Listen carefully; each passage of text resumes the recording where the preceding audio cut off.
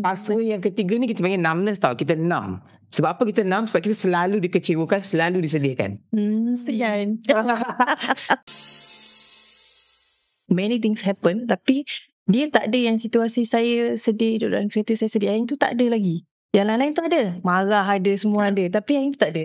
Adakah saya tengah, orang kata, pada pendapat doktor lah, secara general ni kan, doktor, saya rasa saya ada problem ke sebenarnya? Okay. Kan dia dah semua masalah pula kan? Okay, kamu kata hati keras kan? Kan? Sebenarnya dia macam Azroy. Dia macam ni. Cerita dia macam ni. Sebenarnya manusia ni, kita ni ada emosi yang bercampur-campur. Kan? Sedih ke, marah lah, happy kan? Tapi ada kajian yang buktikan sebenarnya emosi ni boleh dikawal.